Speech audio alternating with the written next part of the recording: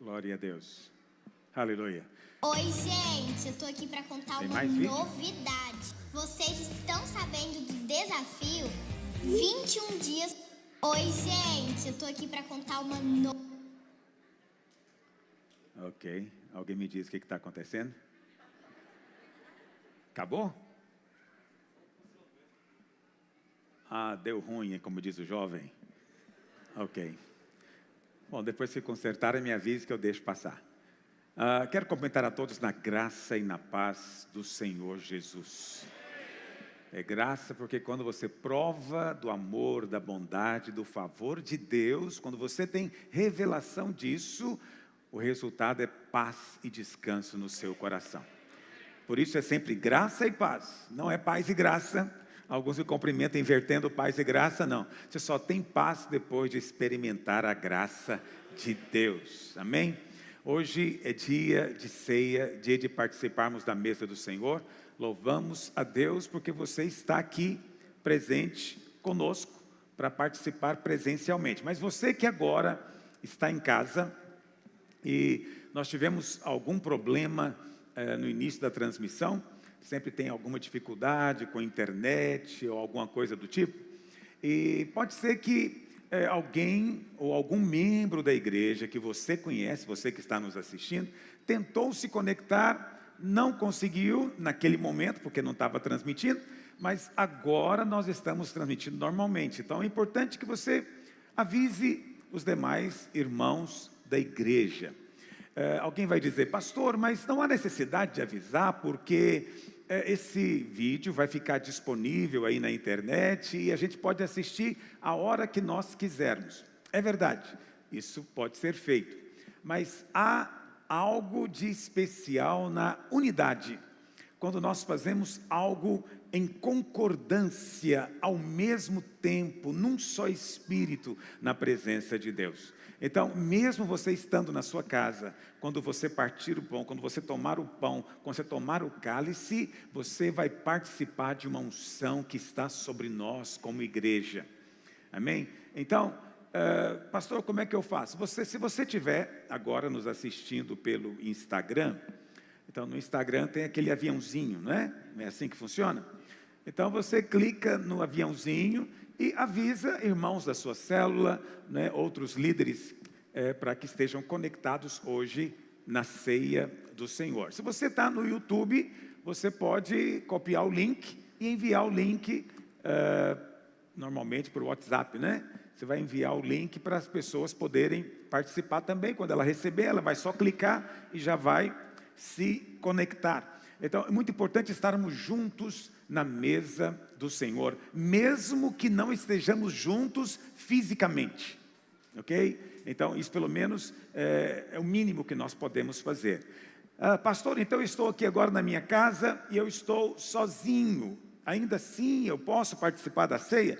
Então, você pode estar sozinho na sua casa, mas você não está sozinho, nós estamos juntos nessa hora.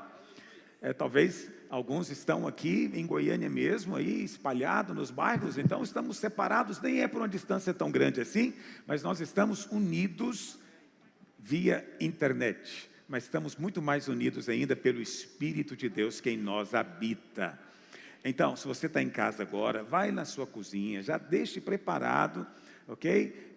A maior parte dos irmãos participa do culto pela televisão, né? Não é por tela de computador nem de celular, o que é ótimo. Então vai na sua cozinha, pega o pão, ok? Coloque numa pequena vasilha, num pratinho, e também coloque o cálice. Pastor, o cálice tem que ser vinho? Não, não tem que ser vinho. Qualquer suco de uva está de bom tamanho, não tem nem que ser de boa qualidade, qualquer suco, ok? Por quê? Porque a ceia do Senhor não é uma reunião gourmet, para você degustar uma comida, ou para você degustar uma taça de vinho, não. A mesa do Senhor não é isso. A mesa do Senhor é comer a carne e beber o sangue do Senhor Jesus. Portanto, é algo completamente espiritual, tá bom? Pastor, qualquer pão? Sim, qualquer pão é de trigo, tá bom? Não coloca pão de outras coisas. Hoje em dia tem pão de tudo. Não coloque pão de queijo. Eu sei que você é um brasileiro da gema, ok? Pão de trigo, qualquer pão francês, pão de forma, pão sovado, não tem problema. Parta os pedaços e coloque aí na sua sala. Muito importante você preservar o ambiente, ok? Então, quando você está aqui no prédio, né? Você tem uma criancinha que às vezes está se movimentando, sempre tem um irmão para ir ali, né? E tentar impedi-la que ela desvie a atenção.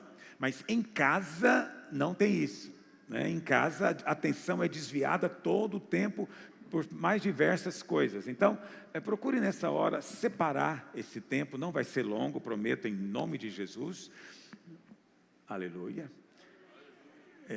Não vai ser longo, mas é importante que você foque a sua atenção. Se a sua atenção não estiver voltada para o Espírito, para a palavra, você não pode receber do Senhor. Amém? Por isso essa coisa de quem tem ouvidos, ouça, né? O Senhor Jesus repete isso nos evangelhos o tempo inteiro. Quem tem ouvidos, ouça. Tem muita gente que tem ouvido, mas como não presta atenção, não usou, não funcionou. Então é importante focar a atenção. Pastor, você sabe, hoje em dia, né, alguém me mandou uma série de mensagens. Tem um irmão que ele é bem assim, ele é militante, virou militante político, né? Ainda fala que a culpa foi minha, não sei que dia que eu cometi essa loucura. Mas ele me mandou uma série de vídeos mostrando como que o povo tá se acumulando na rua. Então mostrou ônibus lotado de gente, mostrou gente na feira, mostrou gente em muitos lugares. E no final ele escreveu, só não pode no culto da igreja. Então, tem gente que tem essa coerência, não é? Então ele pega ônibus a semana inteira, mas domingo ele fala, não posso ir no culto, se eu for eu morro. Se eu aparecer por lá, eu vou pegar essa praga. Mas ele não vai pegar no ônibus, não vai pegar na feira, não vai pegar no shopping, não vai pegar em lugar nenhum, só no culto. Então, ainda que eu acho que tem irmãos que exageram, é preciso reconhecer que há muitos que têm aceitado a mentalidade do mundo. Na mentalidade do mundo, filho, só vão nos deixar reunir normalmente daqui a 1 ano. Lá pelo ano que vem. Então, não existe nem perspectiva de quando é que vão nos deixar ter reuniões normais. Mas quase tudo já está e vai ficar normal. Mas a igreja não. Por quê? Porque estamos numa batalha espiritual. Então, pondera sobre isso, pondera no seu coração, né? Avalia, porque às vezes Deus permite, como diz Pedro, que um fogo surja, e esse fogo é apenas para nos testar, para ver qual é a nossa atitude, reação diante dele. Então, muitas pessoas diante do fogo, da dificuldade, da perseguição, ou de uma tribulação, ele não responde com fé, ele responde com medo, ele recua, ele não tem a postura de encarar o gigante, né? Um pastor nosso pregou essa semana na sua igreja, e eu estava ouvindo um pedacinho da pregação dele, gostei muito da pregação, e ele dizendo da atitude de Davi diante de Golias, né? Que Davi, ele não apenas encarou o gigante, a Bíblia fala que ele saiu correndo em direção ao gigante. Isso é uma coisa interessante, porque normalmente nós corremos dos problemas, mas Davi correu em direção ao problema. Por isso ele teve vitória. O problema é só uma ocasião para você ver glória de Deus manifestada na sua vida. Creia nisso. Deus é bom. Deus tem cuidado de nós como igreja, tem cuidado de você também. Amém? Porque Ele é bom. Por falar nisso, é justamente esse o tema da nossa ministração hoje. Deus é bom. E a bondade de Deus, ela é tão grande que chega a ser inexplicável. Diga, Deus é bom. Você crê que Deus é bom? A questão é, o quanto você crê que Ele é bom? Ou chega um ponto que você fala, Deus não é tão bom assim. Entende? Quando você pensa na bondade de Deus, o que você pensa? No básico? Ai, Deus é tão bom, Ele dá, né, o ar para a gente respirar, Ele dá chuva, faz chover sobre bons e maus, não é? Deus é tão bom, o sol nasce todo dia sobre bons e maus. É verdade, mas será que isso expressa plenamente toda a bondade e generosidade de Deus? Eu creio que não. Deus tem interesse de fazer a sua alegria completa. A sua alegria está completa? Está completa? Está satisfeito? Se está satisfeito, então glória a Deus, você tem experimentado da plenitude da bondade de Deus. Mas se ainda há algo para ser realizado, se ainda há sonhos a serem concretizados, se ainda há anseios vivos no seu coração, filho, é hora de você olhar para o céu e declarar: Deus é bom e Ele vai fazer na minha vida. Amém? Mas antes, eu estou me lembrando que eu não falei da nossa oferta da semana que vem. Semana que vem, segundo domingo de agosto, que vai dar exatamente no dia 9 de agosto, nós teremos a nossa oferta para missões internacionais. Essa oferta vai ser usada para manutenção, para sustento desses missionários, desses irmãos que estão espalhados hoje por 29 países, é onde a videira está presente. Eu estou falando da videira só, nem estou falando da vinha, ok? Nós estamos em 29 países. Em muitos deles, não muitos, em alguns deles, nós não sustentamos mais, eles têm vida própria já conseguem se manter, mas na maior parte, nós ainda temos que enviar todo mês o salário e o sustento para o pastor ou para a equipe que está ali. Então no domingo que vem, separe uma oferta para isso, ok? Separe uma oferta para ser usada para isso, para nós sustentarmos a obra de Deus. Seja generoso e expresse nessa oferta a bondade de Deus que você tem experimentado na sua vida. Deus tem te dado. Então Deus não nos dá simplesmente para que fique guardado, acumulado em algum lugar. Deus dá para que você possa abençoar outros. Amém, irmãos? Há um outro aviso importante. Eu estou repetindo avisos porque são coisas realmente importantes. Nós teremos uma capacitação, normalmente é só para pastores.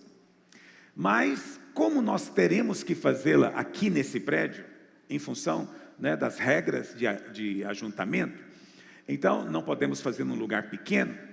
Então eu quero abrir para que, se algum líder ou algum discipulador quiser participar conosco, está convidado também, tá bom?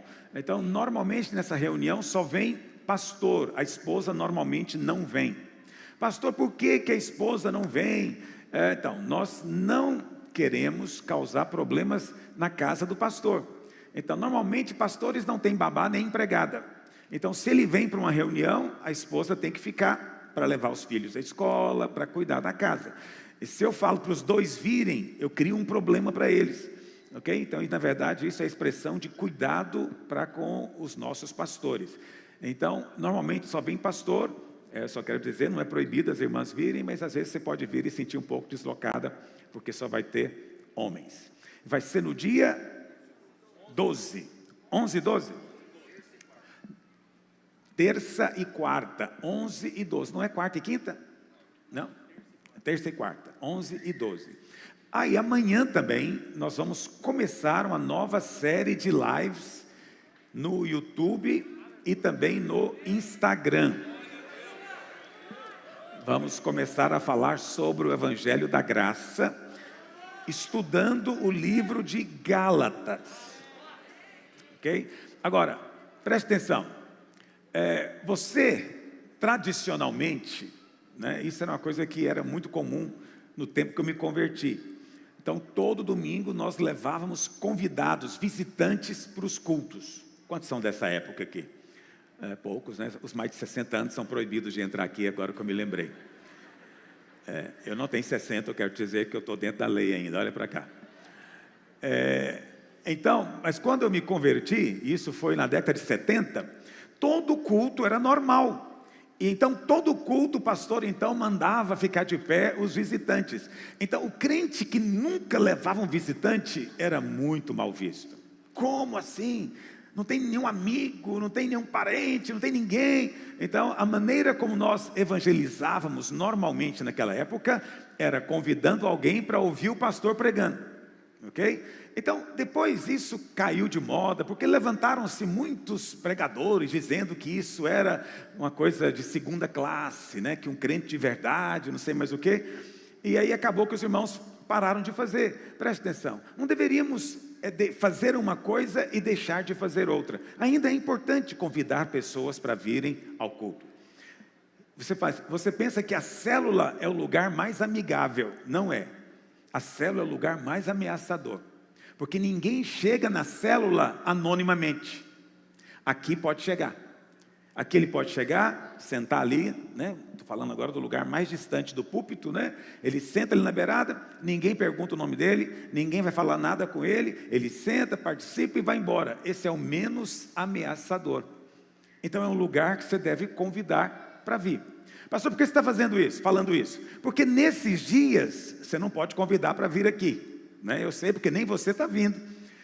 Mas você pode convidar para ele assistir o culto pela internet. Entende o que eu estou dizendo? Então, agora mesmo, alguém pode me dizer quantos estão assistindo o culto agora? Se bem que é difícil, nós estamos transmitindo pelo canal da rádio, não é isso? Da Vinha FM, estamos transmitindo pelo meu canal, Aloysio Silva, estamos transmitindo pelo canal da igreja também no Instagram, no YouTube. Está transmitindo por 3 canais, ok? Então, no YouTube tem 3.300 pessoas participando agora. Aleluia, eu estou contente. Entende? Se tivesse aqui, estaria lotado o nosso prédio, que cabe 4.000. Mas agora não estamos limitados pelo prédio. Por que nós não temos 10 vezes mais do que isso? Só depende dos irmãos. Depende de você ter essa disposição. Eu vou convidar pessoas para ouvirem a palavra, porque essa palavra pode mudar a vida deles. Então faça isso agora onde você está. Convide pessoas, mande o link, convide para que elas ouçam a palavra. Uma palavra dessa pode mudar o destino dela. Ela estava indo para o inferno e de repente agora converte, né, 180 graus e começa a ir para o céu. Então não tem preço isso. Isso pode ser apenas um convite. Ele vai dizer, glória a Deus por aquele convitezinho que eu recebi, que pode mudar a história dele, da família dele, dos descendentes dele, tudo por causa de você. Amém? Aleluia. Os irmãos já viram um vídeo, eu não sei exatamente quem fez esse vídeo, mas é um pastor pregando, e ele conta um testemunho a respeito de uma Bíblia que hoje está sendo usada lá na Casa Branca, nos Estados Unidos. Os irmãos já viram isso? É muito bonito porque começa lá na década de 20, 30, de um avivamento que houve num lugar chamado Ilhas Hébridas, que fica no norte da Escócia, um lugar afastado de tudo. E naquele avivamento, o pastor deu uma Bíblia de presente para um jovem, um garoto. E depois a história vai desenvolvendo, quer dizer, vai crescer, vai casar, depois imigrou para os Estados Unidos e guardou aquela Bíblia. E de repente, aquele jovem é o avô do presidente dos Estados Unidos, que recebeu aquela Bíblia, porque é uma coisa preciosa de família, e hoje está sendo lida, e ele diz que lê à noite na Casa Branca.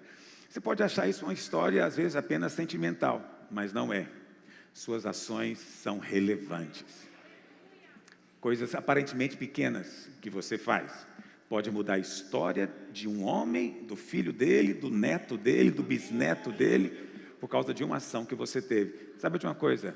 Deus sabe, e você vai receber a recompensa. É que nós estamos sempre pensando na relevância de uma ação, pelo tamanho imediato dela, não é verdade? Então, você vai considerar relevante se você tiver um canal no YouTube que tem lá 1 milhão de seguidores. Você fala, esse é relevante. Não, a relevância, às vezes, é de um ato pequeno, feito por fé, movido pelo Espírito Santo, que vai ter um alcance. É que nós pensamos também que alcance está relacionado só com a quantidade de gente que ouve. Aí dizemos, tem muito alcance, mas o alcance é quando passa de uma geração para outra. Aí teve alcance. Aí teve alcance. Eu estava ouvindo a história também de 2 velhinhas que oravam isso lá no século XIX. Oravam por avivamento na igrejinha delas. Elas só oravam, elas não podiam fazer mais do que isso, mas elas oravam com muita intensidade. E um dia chegou um pastor novo para a igreja, o anterior tinha morrido, e elas chamaram ele também para orar e falar para ele de avivamento. Aquele pastor de uma pequena igreja foi cheio do Espírito, tornou-se um dos maiores evangelistas dos Estados Unidos do século XIX, T.L. Moody. E esse cara, depois pregando, ganhou uma família. E essa família teve um filho, cujo nome era Billy Graham, que cresceu e tornou-se o maior evangelista da nossa geração. Foi o homem que mais pregou para a gente na história. Presta atenção, tudo porque tinha duas velhinhas orando numa igrejinha pequena por avivamento. Elas nunca viram a igrejinha delas grande, nunca viram. Elas nunca enxergaram aqui o que Deus iria fazer, mas Deus fez. Eu pergunto para você, naquele dia, será que o Senhor vai mostrar para elas o alcance da oração delas? Tem um pastor muito precioso, lá no Maranhão, pastor da Igreja Batista do Angelim, e ele contou para mim, ele esteve aqui em Goiânia uma época, e ele disse que certa vez se mudou para a cidade dele um casal de missionários americanos. E eles vieram para começar uma igreja. E eles tinham um filho único, que não tinha com quem brincar. E eles eram vizinhos. E um dia, a esposa do pastor, vendo ele brincando, do lado de fora, falou: você não quer brincar com meu filho aqui dentro de casa? E ele então foi, comer bolo, beber suco. Ele disse que ia brincar com o filho único do casal de pastores. Mas só que a mãe, todos os dias, fazia uma lição da Bíblia para eles. Contava uma história, fazia apelo. E ele, como criança, se converteu. Só porque estava brincando. Aquele casal veio abrir igreja. Eles não foram muito bem sucedidos. A igreja não cresceu. Foi uma igreja pequena. E eles tiveram que voltar para os Estados Unidos. Mas aquele garoto, eles nem imaginavam que estava brincando com seu filho e ouvindo história, cresceu. Tornou-se pastor. E hoje é uma das maiores igrejas do Maranhão. Milhares estão se convertendo pelo ministério dele. Sabe por quê? O alcance. Alcance, meu amigo, é algo que você não sabe. Só Deus sabe alcance.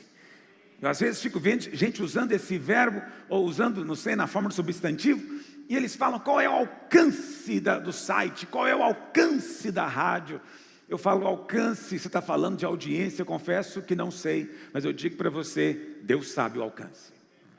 E nós vamos descobrir o alcance naquele dia. Eu recebo tanta mensagem de gente me encorajando, dizendo: pastor, você não tem ideia do que tem acontecido aqui na cidade tal, nem sei onde fica.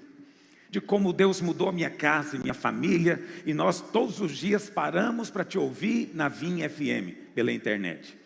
E eles dizendo, todos os dias é sagrado. Lá não sei aonde eles moram, nunca chegaria na cidade onde eles vivem. Isso é alcance, filho. Porque pode ser que eles estando lá, vão criar um garoto que vai vir a ser, quem sabe, o maior evangelista que essa geração já viu. Eu não sei, Deus sabe. Por isso, eu mantenho minha atitude de fidelidade, constância, sabendo que no Senhor, tudo que nós fazemos tem valor. Deus não deixa passar nada. Você terá recompensa por tudo. Amém, querido? Mesmo que você não veja, não tente ver, não espere ver, mas se Deus te der a graça de ver, celebre e alegre. Alegre-se no Senhor. Como Deus é bom. A bondade de Deus é muito grande. Como Deus poderia nos escolher? Eu sempre gosto de dizer, um dos maiores mistérios da Bíblia é a existência de anjos. Ninguém sabe explicar por que anjos existem. Porque os anjos existem para cumprir as ordens de Deus. Mas preste atenção, Deus não precisa de ninguém para ajudá-lo. Basta Ele dizer, haja, e as coisas acontecem. Basta Ele mandar, e tudo tudo vem a existir. E, no entanto, Ele criou os anjos, que são chamados de cooperadores. Mas Deus é tão gracioso que Ele vem e Ele cria o homem. Ele faz o homem do pó, do barro, da argila. Nós somos tão frágeis. Somos tão frágeis fisicamente, tão frágeis na nossa alma. Somos frágeis em todos os sentidos. Mas Deus cria esse homem, porque os anjos têm poder. Anjos são poderosos. A Bíblia fala que um anjo só num dia matou 185 mil soldados de Senaqueribe numa noite. Perdão, foi numa noite. Numa única noite, quando acordou, 185 mil estavam mortos, porque Deus mandou um anjo.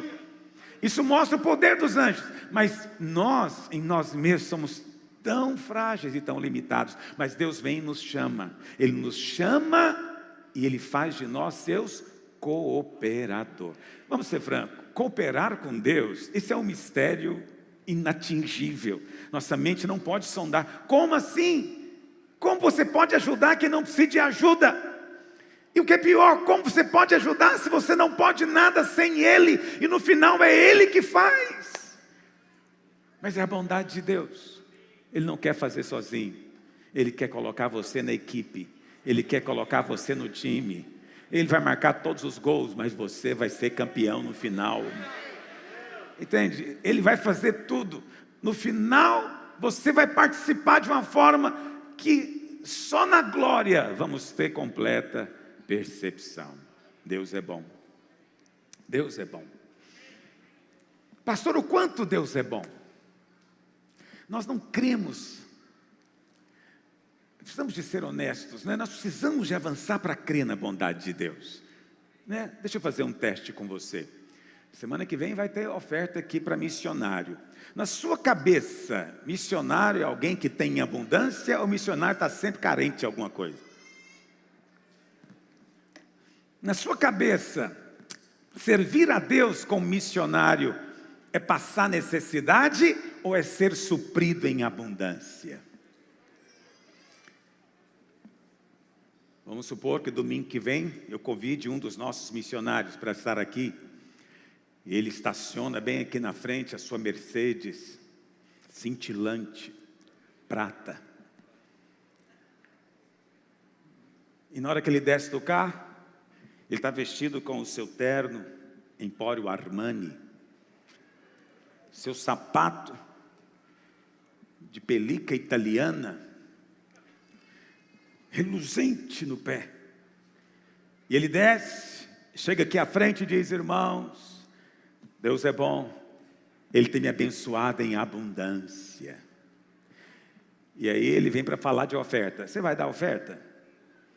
Falar, quem precisa de oferta sou eu, miserável. Vê lá se eu dou oferta para quem tem Mercedes. Por quê? Porque você não crê que Deus dá isso para ninguém. Deus é bom, mas não dá isso para ninguém. Por que Deus vai dar isso para alguém? Entendeu o que eu estou dizendo?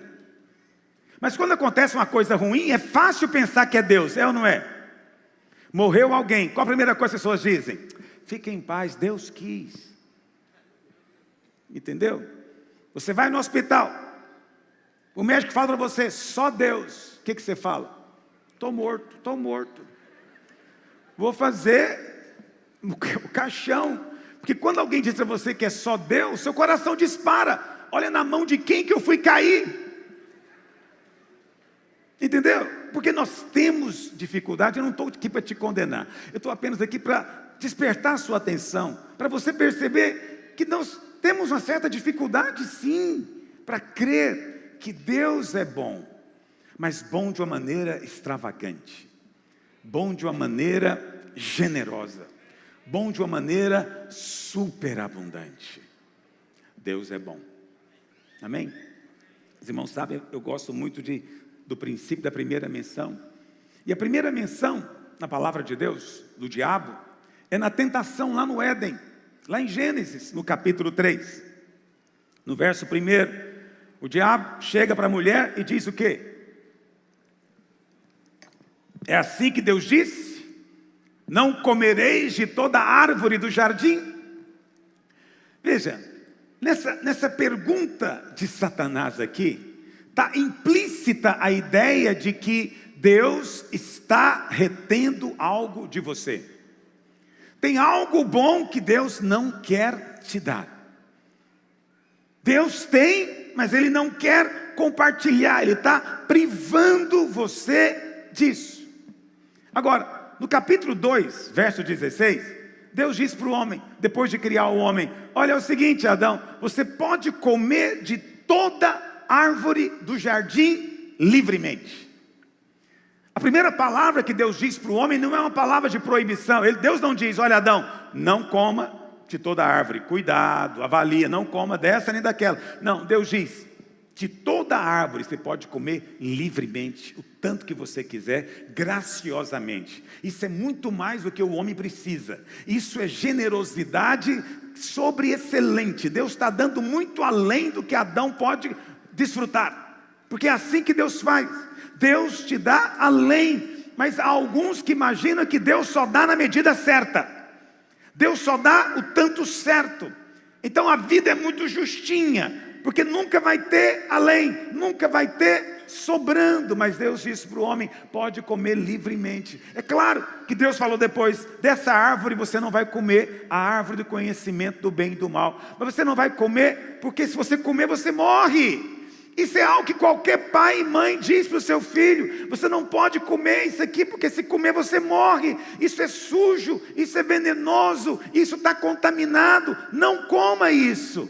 É expressão do seu amor, da sua bondade.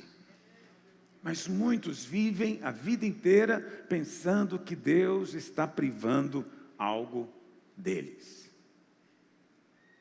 Vou contar um exemplo aqui, mas eu vou distorcer um pouquinho a história. Mas, há umas semanas atrás, conversando com um irmão, e esse irmão tinha feito 60 anos.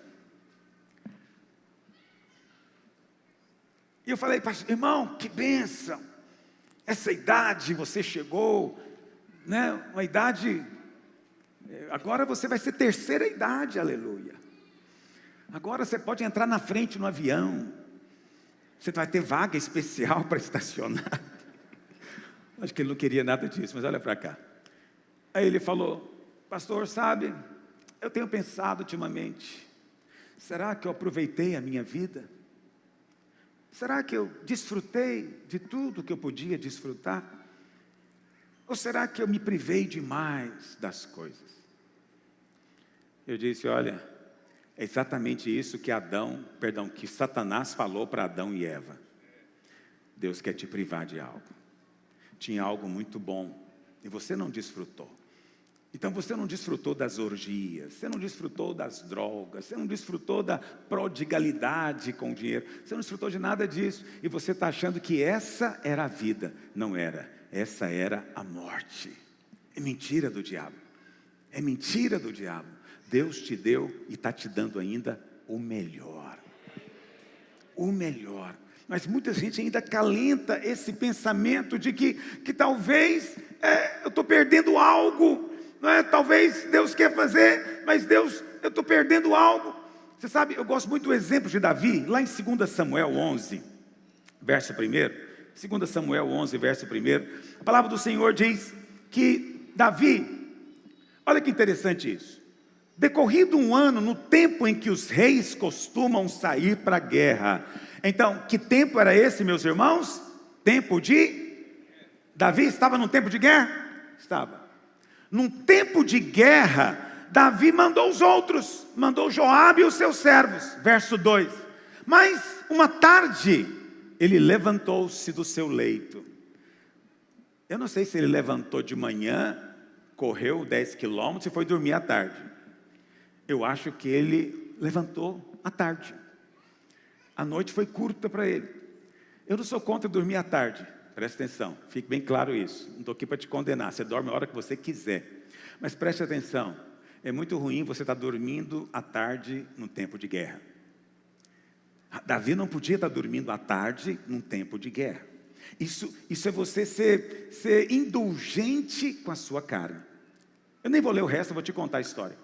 E ele lá de tarde, então, ele se levanta, e ali naquele tédio, ele fica ali no terraço da sua casa, e do terraço ele vê a casa de outra pessoa, que no caso era Urias, e vê a mulher dele tomando banho. Onde ela estava tomando banho? Não sei, parece que era o chuveiro, era o ar livre.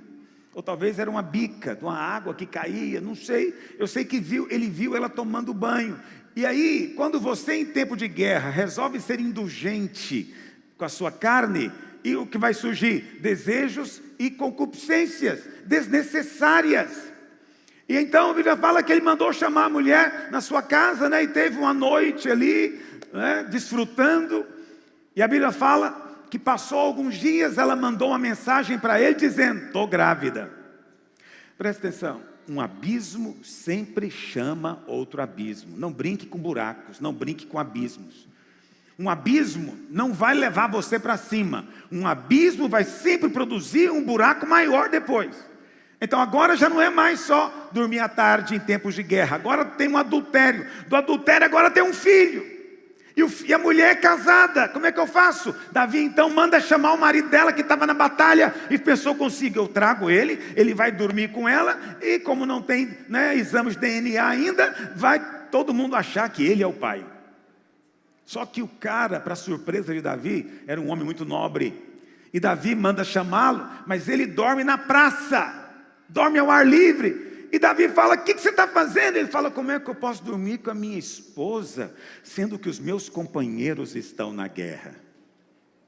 Quem devia ser o rei nessa história, meu Deus do céu?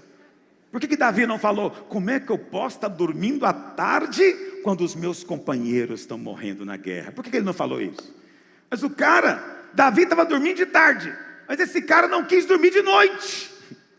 Ele falou: não vou dormir à noite com a minha mulher, porque eu tenho lealdade para com os meus companheiros no exército.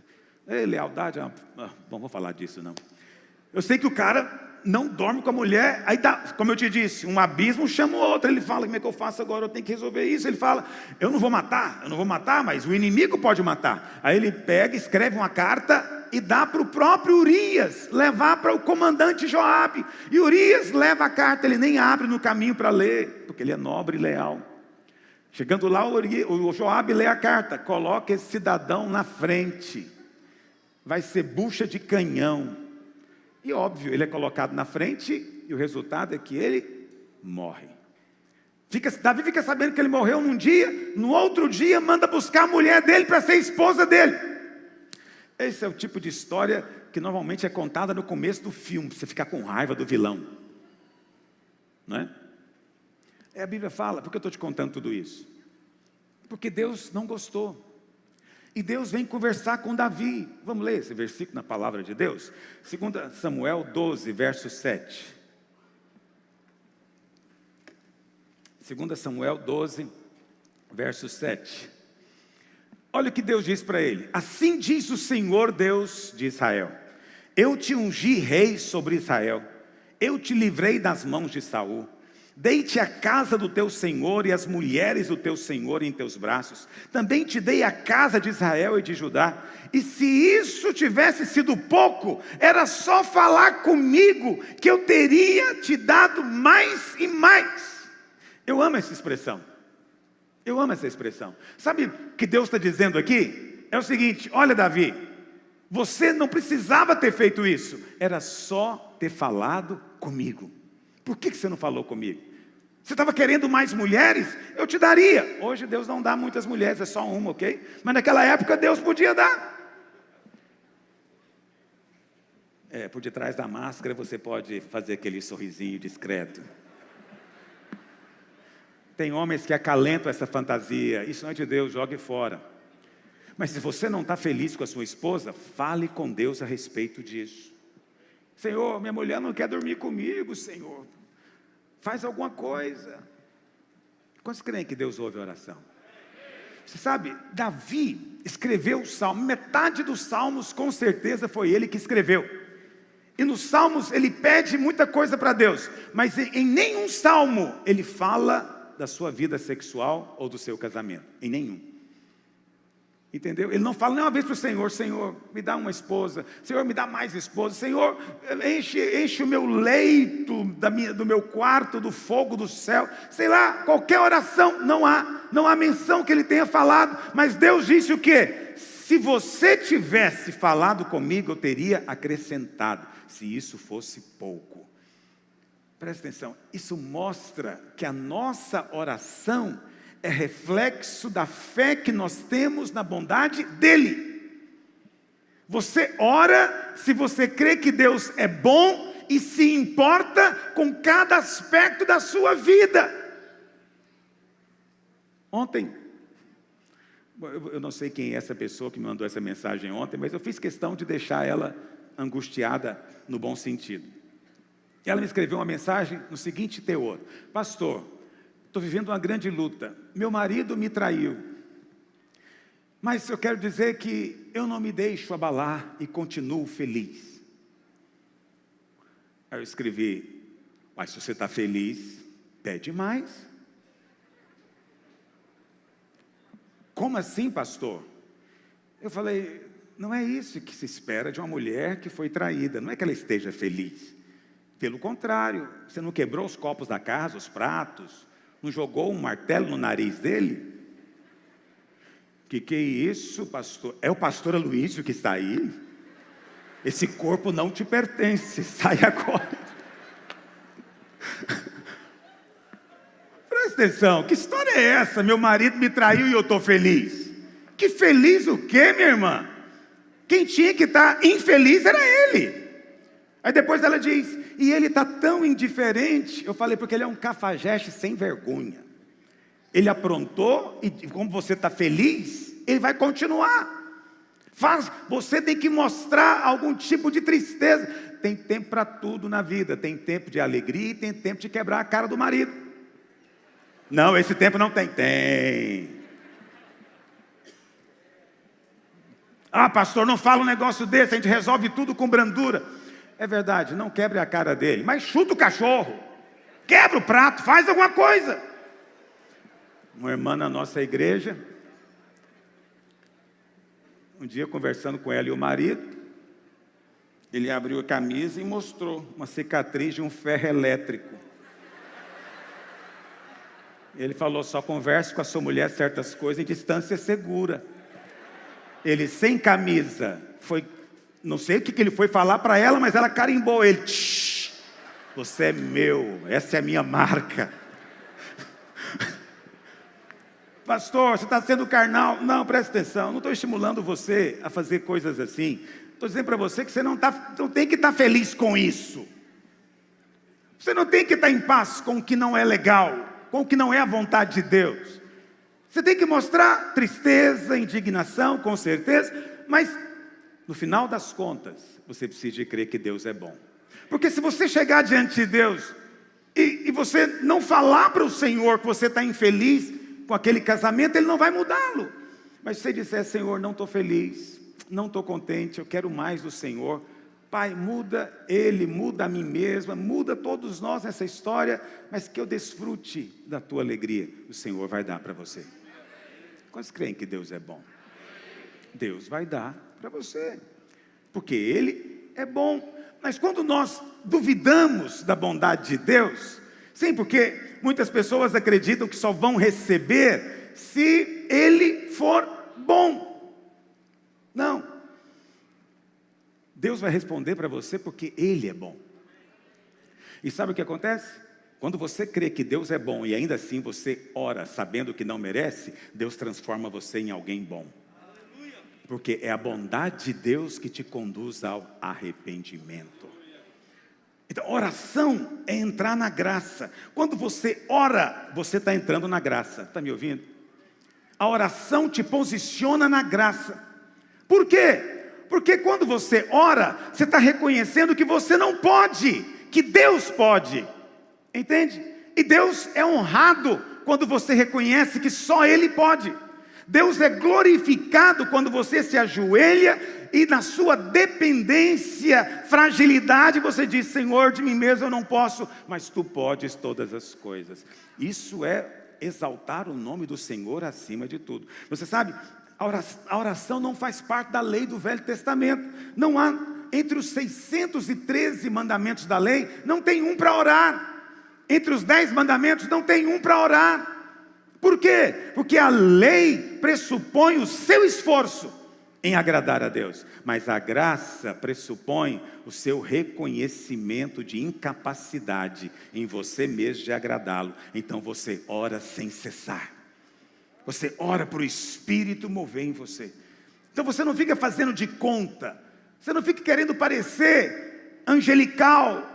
Mas você assume aquilo que dói, assume aquilo que te entristece, reconhece que de si mesmo aquilo não pode ser mudado, mas volta-se para o Senhor em oração. Eu creio que Deus é bom. Ele está prestes a fazer algo tremendo na minha vida.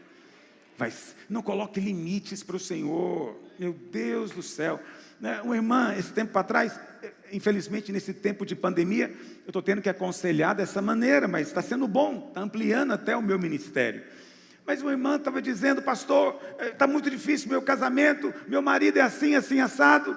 E eu peguei e falei: irmã, eu sei que é um lugar comum, mas você precisa de orar. E ela falou: como é que eu posso crer que Deus vai mudá-lo se Ele não quer mudar? Eu falei: meu Deus do céu, se o querer do homem pudesse impedir o poder de Deus, estaríamos todos no inferno. Eu não fui salvo porque eu queria, eu fui salvo porque Ele operou em mim um novo querer.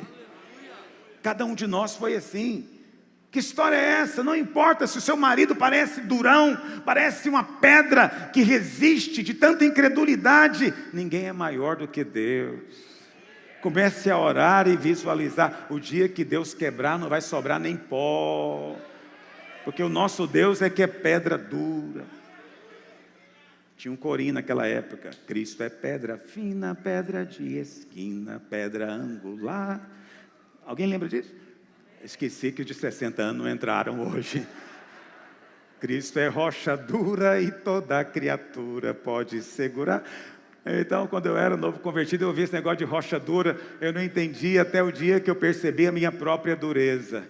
Não importa quão duro você é, o dia que você chocar com a rocha que é Deus, ninguém é mais duro do que Ele. Não ponha limites para Deus. Quantos dizem amém? Infelizmente, há pessoas que colocam tais limites, não é? Isso é uma coisa terrível. No tempo em que o Senhor Jesus, vamos ler na palavra de Deus isso, 2 Reis, capítulo 13, verso 15. 2 Reis 13, 15. Pastor, mas como é assim? Presta atenção, eu vou te ensinar uma chave espiritual para você entender. Vou te dar isso é importante para você compreender. Como a oração é fundamental para você viver no Espírito e viver na graça. O crente que não ora, invariavelmente está vivendo pelo seu próprio esforço e merecimento. Mas quem vive pelo seu merecimento tem pouca fé, porque se ele for honesto, ele vai ver que não merece muita coisa. Por isso, a oração é tão importante. Não é tão importante. Alguém me mandou uma mensagem perguntando: pastor, como é que eu posso me encher mais do Senhor e da graça? Eu falei: é simples, ore e leia a Bíblia. Não, mas eu queria ouvir outra coisa. Eu falei: não de mim. Procura um coach se você quiser. De mim tem que orar e tem que ler a Bíblia. O crente que não ora e não lê a palavra, ele não é nutrido e também não é dependente do poder de Deus. Então não é uma questão de mandamento, é uma questão de necessidade. Presta atenção, a lei diz: não roubarás. Mas na graça, você foi feito filho. Então a graça diz o quê? Você não precisa de roubar. Pede para o seu pai, ele dá para você. Entendeu a diferença? Pede, ora. A lei diz o quê? Não adulterarás. Mas o que diz a graça? Você não está contente com o seu casamento? Pede o Senhor, Ele muda a sua mulher. Ah, mas eu sou solteiro ainda. Ah, então você não está contente em ficar sozinho, solteiro? Pede ao Senhor, Ele vai te dar uma esposa. A resposta de Deus é sempre: ora, pede, não tem mistério. Não tem por que você querer transformar o que precisa em algo complicado, que precisa de um curso misterioso. Não é? A palavra de Deus diz, não tenha inveja, ou seja, não cobice, não tenha inveja. Qual que é o problema da inveja? O invejoso, ele tem um conceito errado na cabeça. Qual que é o conceito dele? É que existe uma quantidade de cada coisa no mundo. Se alguém tem aquela coisa, significa que ele não pode ter. Para ele ter, ele tem que tomar dela. Então o invejoso está sempre com raiva de quem tem. Mas a crença é errada, porque na graça, o que a palavra do Senhor diz? Você não precisa ter inveja de ninguém, porque o seu pai é muito rico. Ele tem o suficiente para aquele, para você e para quantos mais quiserem. Está entendendo o que eu estou dizendo? Você pode aplicar qualquer mandamento. Qualquer mandamento. Na verdade, Tiago diz isso. Vamos ler, antes de ler esse texto aqui, vamos ler segundo. Eu falei para você de Tiago 4, verso 1. Olha o que diz. De onde procedem guerras e contendas que há entre vós? Guerras e contendas. Por que tem guerra e contenda? Porque todo mundo quer a mesma coisa. Todo mundo quer a mesma coisa e está parecendo que aquela coisa é só uma. Então, se eu não brigar por ela, eu não vou ter, eu vou ficar sem. De onde, senão dos prazeres da vossa carne? Cobiçais e nada tendes, matais e invejais e nada podeis obter. Por quê? Porque não pedis. Porque não pedis. Então, eu vou te dizer uma coisa, você não precisa de matar, não precisa de fazer guerra. Porque seja lá o que for pelo qual você está lutando, você não precisa de lutar. Deus tem para dar para você de graça. Está entendendo? Deus tem para você. Não é? Mentira. Não dirás falso testemunho. Por que as pessoas mentem? Então a lei diz, não minta. Mas o que a graça diz? Seu pai te ama. Não precisa ter medo dele. Pode abrir o seu coração. Seja sincero com ele. Fale tudo. Porque ele vai cuidar de você. Mas quem mente, duvida da bondade de Deus. Ele tem que esconder o mal feito, esconder o erro, porque se Deus vê, e se alguém contar para Deus, ele está com problema. Porque na verdade ele não crê. Você percebe? Por detrás de todo pecado tem um problema de fé na graça de Deus. De fé na bondade de Deus. Pensa em qualquer outro mandamento. Você vai ver a mesma coisa. Tem algo que a graça diz, tem algo que a lei diz. A lei pressupõe você fazer, mas a graça é, pede o Senhor, que Ele te dá, não importa o que seja, não importa o que seja, mas nós tendemos a limitar a Deus. Então agora vamos ler aquele texto que eu falei, 2 Reis 13, verso 15, diz assim, então lhe disse Eliseu, toma um arco e flechas, 2 Reis 13, 15, então lhe disse Eliseu, toma um arco e flechas. Ele tomou um arco e flechas. Esse é o rei de Israel. O rei de Eliseu estava já ali na beira da morte, né, perto de morrer. Ele manda chamar o rei de Israel, o rei Jeoás, e diz para ele, toma um arco e flechas. E o rei vem e coloca, e pega o arco. Ele diz para o rei de Israel, retesa o arco. Ele o fez, quer dizer, coloca uma flecha no arco. Disse mais Eliseu, atira. E ele atirou. Eliseu então declarou o que significava aquele ato profético. Eliseu disse, flecha da vitória do Senhor. Flecha da vitória contra os sírios. Porque ferirás os sírios até os consumir. Olha que maravilha. O profeta te falou, flecha da vitória. Ele não mandou pegar só uma flecha, as flechas estão na aljava ainda, atirou uma flecha, quando atirou a flecha, Eliseu falou o significado, essa é a flecha da vitória do Senhor, o Senhor vai te dar vitória contra os seus inimigos, até consumi-los, você tem a flecha da vitória. Quantos creem que tem a flecha da vitória? Muito bem, disse ainda, toma as flechas. Ele as tomou, agora pega as outras flechas. Então disse ao rei de Israel, atira contra a terra. E ele feriu ou atirou 3 vezes e parou. Então o homem de Deus ficou muito bravo. Que coisa interessante, um momento alegre, todo mundo ficou indignado. Por que ele ficou indignado? 5 ou 6 vezes deverias ter ferido. Então feririas os sírios até os consumir. Eu não te falei que a flecha é flecha da vitória? Quando eu mandei você atirar ela no chão, você não está atirando uma flecha, é flecha da vitória. Mas você não liga para isso, você vai vencer 3 vezes, porque foi o limite que você colocou para Deus? Essa história está na Bíblia só para contar para você que não é Deus que limita a bênção. Quem limita a bênção somos nós. Quando nós dizemos, essa bênção é grande demais para mim. Acho que só recebe essa bênção quem é muito santo, quem é muito fiel. Eu não sou tudo isso. E aí você coloca limite, porque você acredita que a bondade de Deus é limitada pela sua fidelidade. Mas a bondade de Deus não pode ser limitada a não ser pela nossa fé.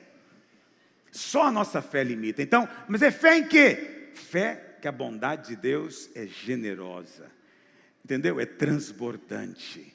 Deus quer dar para sobrar. Deus quer fazer na sua vida até que você esteja contente e satisfeito. Não limite a Deus, filho. Não limite a Deus. Não pare ainda. Entende? Não limite o poder de Deus. Há coisas maiores que o Senhor quer fazer. Amém? Eu não sei o que você tem vivido nesses dias, o que você tem passado nesses dias.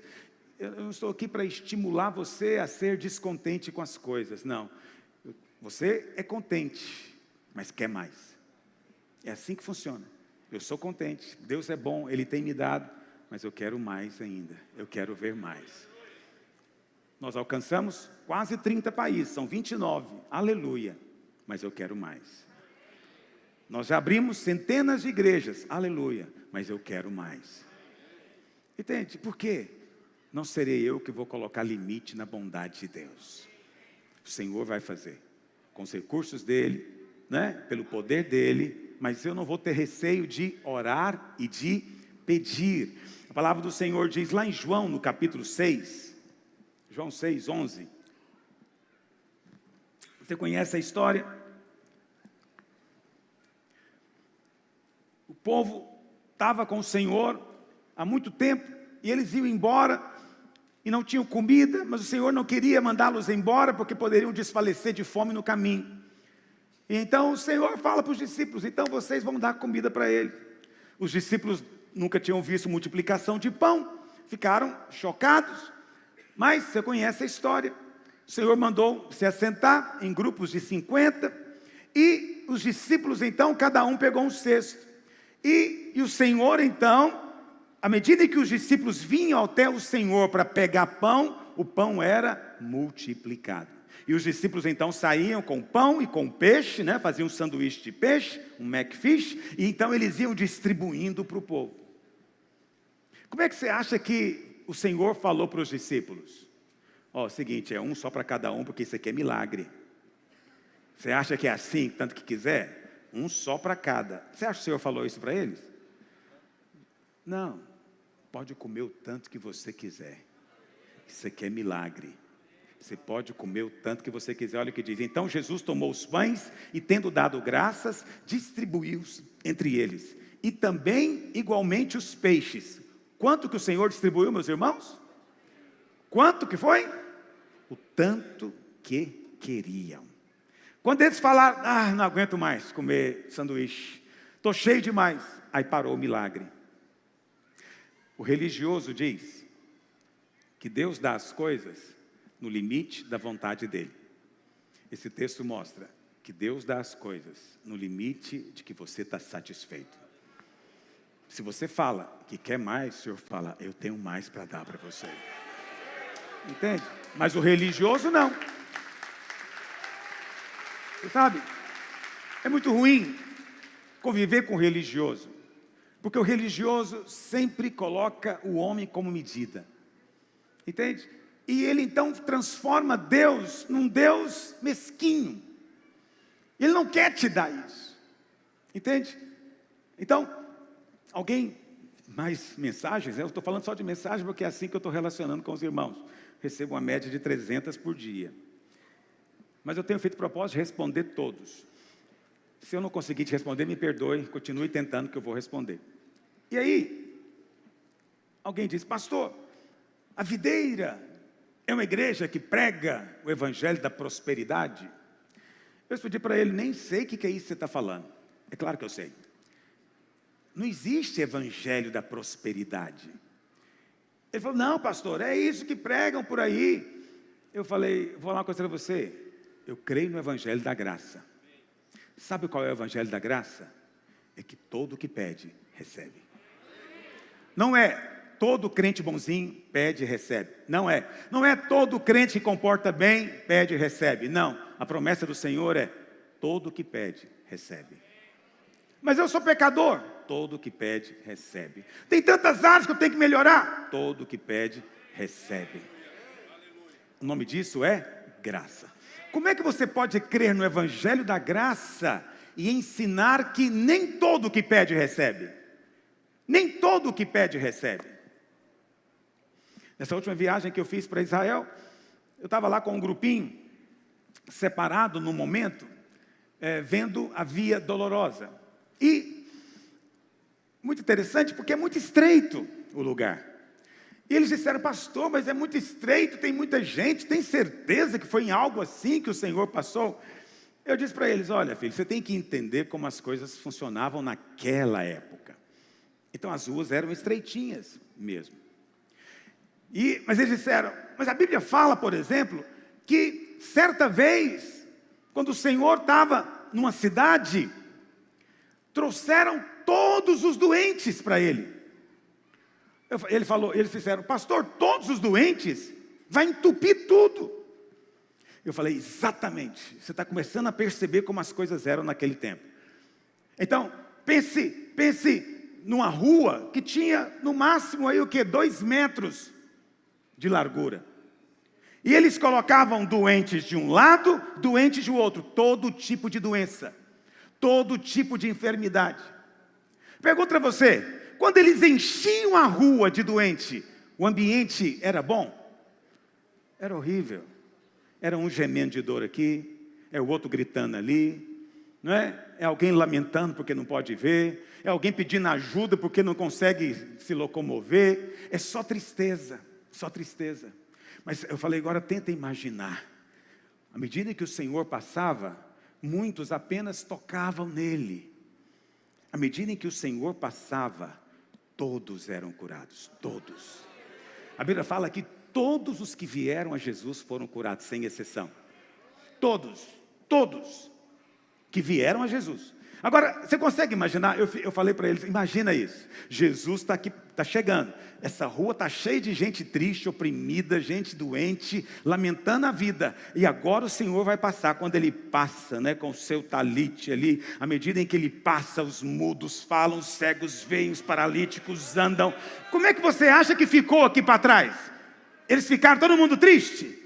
Não, começaram a saltar de alegria, dizendo glória a Deus. E aí os que estão lá no final ficam mais expectativa ainda, porque o alvoroço mudou, não é mais ninguém lamentando, é gente glorificando. E agora eles têm expectativa, porque Jesus está vindo. E eles dizem, Jesus curou ali o José, e eu sei que ele não é boa gente, se curou, ele me cura também, aleluia. Mais ou menos assim que eles pensavam. E o Senhor ia passando, e todos foram curados. Então não tem esse negócio de, mais uma vez, estava conversando com um irmãozinho, e ele dizendo, ele falando de um outro irmão muito abençoado, que nessa época de pandemia está ganhando dinheiro a rodo. Quando todo mundo está em crise, ele está ganhando dinheiro. E ele falou, mas esse irmão é abençoado, hein? E eu falei, você já pediu a Deus? Ele assustou com a minha resposta. Porque ninguém percebe a inveja até a hora que alguém ajuda ele. Aí eu falei, você já pediu a Deus? Ele falou, não pastor, mas uma bênção dessa aí, isso aí é uma recompensa, esse irmão deve ser um irmão muito bom, muito justo. Eu falei, irmão, não muda de assunto. Eu perguntei, você já pediu a Deus? Porque não me interessa mais, entende? O tanto que ele é abençoado. O que interessa é você saber responder a minha pergunta. O Deus que deu para ele, dá para você também. Porque essa é a vontade de Deus. É que você fique olhando o lugar que Jesus passou e fique na expectativa. Ele vai passar por aqui também. Ele está chegando, ele está vindo. Ele vai passar. E na hora que passa, muda a história. Aí é você que vai saltar. Mas se você acha que é por merecimento, nada acontece. Nada acontece. É preciso crer. da bondade de Deus, que está além da nossa compreensão. Não tem essa história de que Deus quer abençoar o casamento do fulano e não quer abençoar o meu. Não existe isso. Ele quer abençoar todos os casamentos. Não tem essa história de que já tentei tudo com meu filho, não tem jeito, mas o filho do Beltrano é tão espiritual. Não, Deus quer fazer na vida do filho do Beltrano e na vida do seu filho também. Entende o que eu estou dizendo? Você não tem que esperar alguém extraordinário aparecer para orar por você. Não. Pede que você recebe. Essa é a promessa da graça de Deus. Eu não vim hoje. Pare, em nome de Jesus.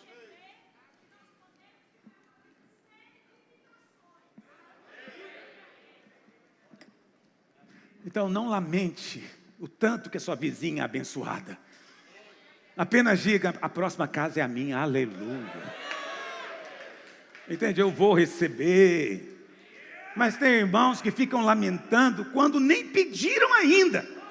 Eles não pediram. Esse irmãozinho estava elogiando o outro, um elogio de lamento. Eu sinto no meu espírito, quando o outro está elogiando, mas ele está na verdade lamentando, porque ele, não eu. Entende? Eu fiz questão de dizer para ele, só pede agora que ele vai te dar. Entende? Mas na cabeça dele as qualificações devem ser enormes. Senão, como é que ele vai receber? Não limite a Deus. Não limite a bondade de Deus. Nem na sua vida, nem na vida dos outros. Quando você encontrar um pastor abençoado, como eu sou abençoado, não fica pensando que é a carne ou sei lá, alguma outra coisa. Porque tem gente que pensa que é até o diabo que fez, não foi Deus. Mas Jesus disse, ninguém pode ter coisa alguma se do céu não lhe for concedido. Perdão, não foi Jesus que disse, foi João Batista, mas está na palavra de Deus. Ok? Ninguém pode ter nada, ninguém. Então, se o ímpio tem, muito mais você pode ter. Entende? Agora, nós não pedimos porque o ímpio tem. Nós não pedimos porque o irmão tem. Não, eu peço porque eu quero ter a minha alegria completa. Então, se eu tenho dificuldades com a minha esposa, eu oro por ela. Eu oro por ela. Há muitos anos eu decidi que eu resolvo as minhas coisas em oração. Eu falo com Deus se tiver alguma coisa que eu não estou gostando. E cada dia mais ela é uma esposa exemplar. E eu falo para ela, eu cultivo alguns errinhos, porque eu amo você. Porque senão eu posso ser arrebatado antes da hora. Não quero te ver sozinha. Então agradeça quando eu errar. Fala aleluia.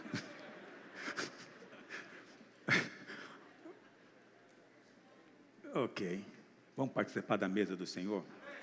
Eu tinha mais coisas para falar, mas eu falei que ia terminar na hora. Estás enredado com as suas palavras.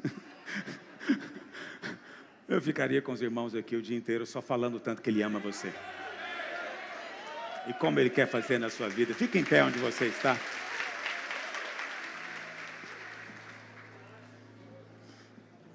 Enquanto os servos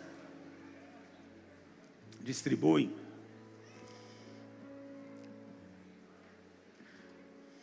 eu gosto muito de Romanos 8:32. Projeta para mim. Romanos 8:32. Isso aqui é a lógica do céu para nós. Aquele que não poupou o seu próprio filho, antes Ele nos entregou, Ele nos deu. Então, baseado nisso, porventura não nos dará agora, graciosamente, pela graça, de graça, todas as coisas incluem transformação do seu marido, do seu filho, todas as coisas incluem sim, um bom emprego, prosperidade, uma empresa que cresce, entende? Não sei o que é na sua vida, o todas as coisas, eu só sei que é todo inclusivo, inclui tudo, não importa a sua necessidade. Paulo diz, você vai receber graciosamente. Agora, qual que é a lógica do céu? Se o pai não negou o próprio filho, quando você nem estava pedindo, Ele te deu, não foi fruto da oração de alguém, Ele decidiu te dar. Se Ele te deu quando você não estava pedindo, muito mais agora que você ergueu a mão para o céu e você falou, Pai, Pai, os ouvidos dele estão atentos. Não desista, se porventura a resposta não foi instantânea como você esperava, não desista. Ele vai te dar graciosamente.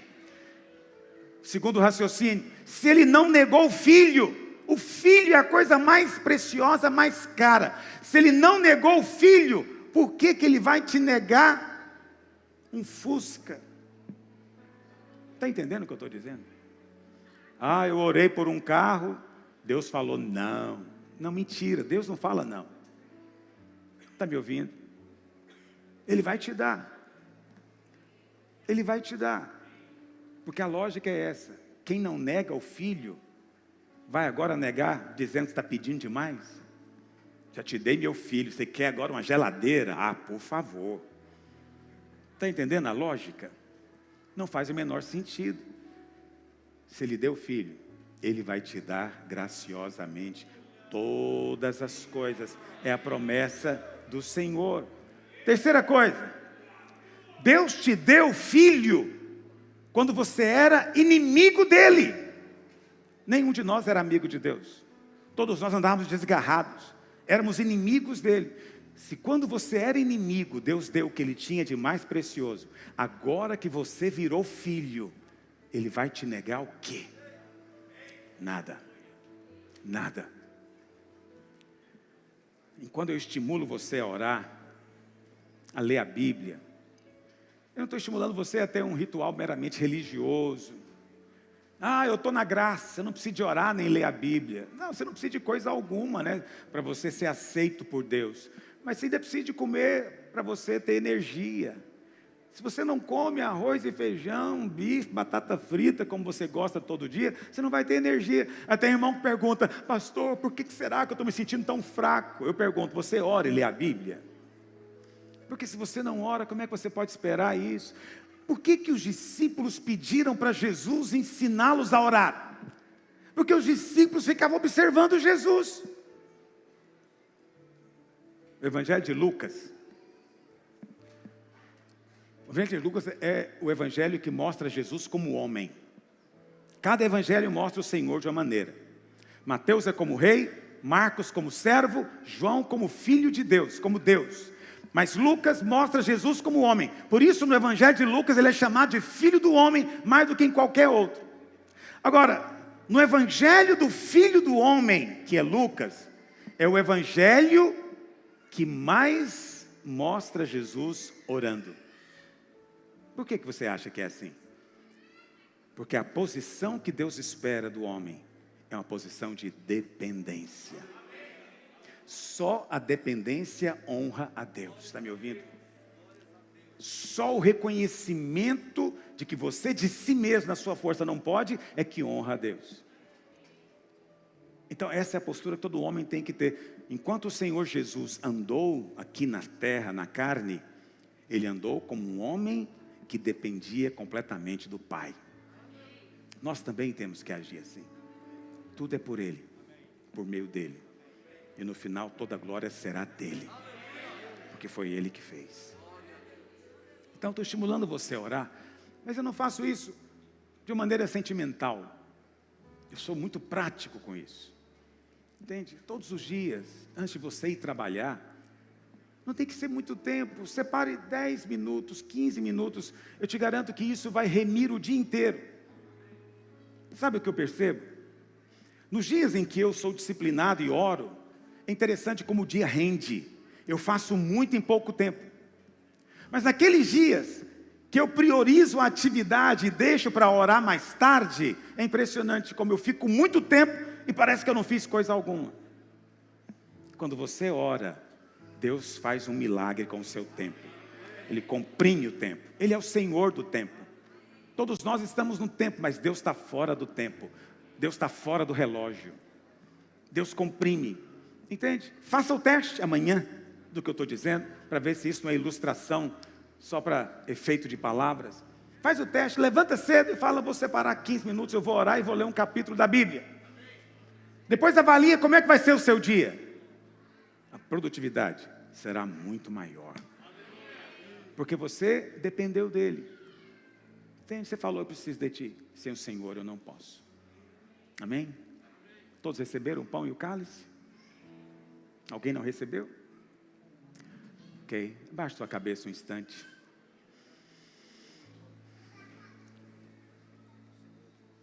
O que você quer pedir para o Senhor hoje? Pede, você está na mesa. A hora que os filhos pedem presente é na hora da comida.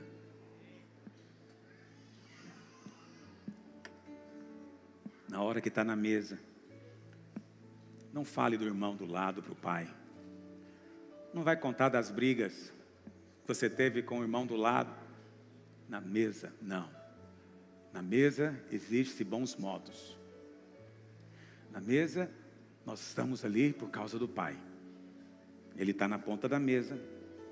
É o nosso Deus, o nosso Rei. Mas nós somos seus filhos.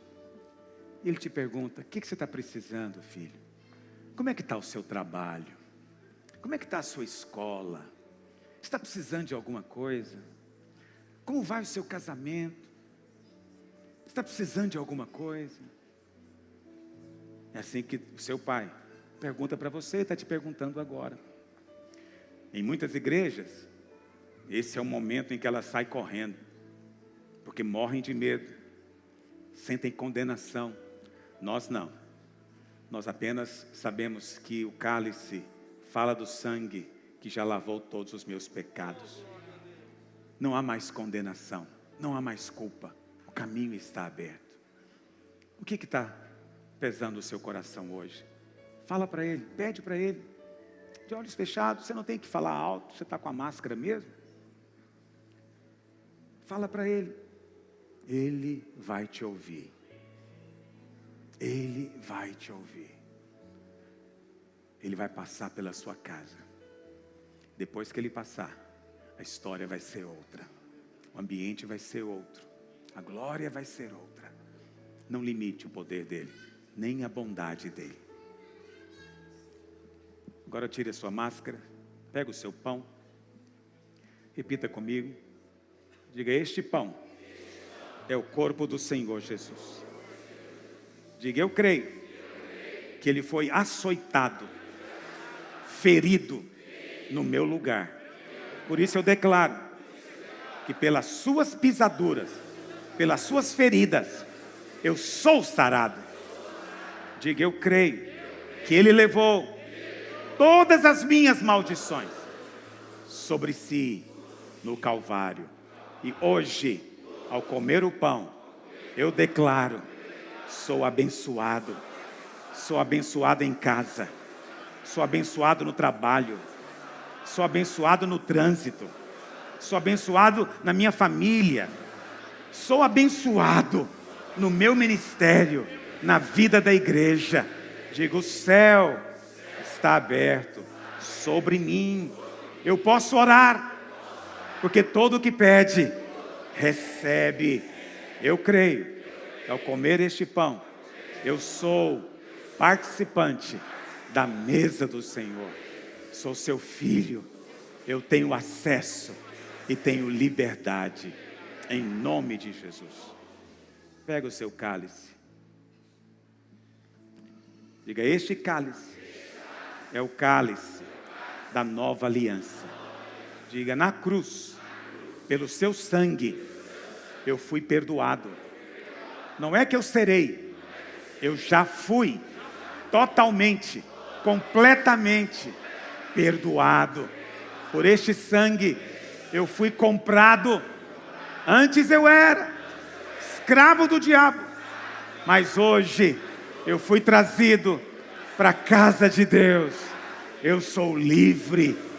Por este sangue, eu piso agora na cabeça do diabo, o acusador, e declaro, sobre mim não há mais nenhuma condenação. Diga, eu estou em paz com meu Deus para sempre, pelo sangue do Calvário, em nome de Jesus. Coma o pão, beba do cálice. Ao fazermos isso, estaremos encerrando. Leve com você copinho. Se você trouxe garrafas de água, leve consigo, por favor. Amém? Não saia de uma vez. Espere que os que estão atrás saiam primeiro. Não converse muito perto. Não encoste e nem pegue na mão. Não fazemos isso por causa de nós, porque nós cremos no poder de Deus. Fazemos para dar exemplo para os de fora. Deus abençoe você. Tenha uma semana abençoada na presença de Deus.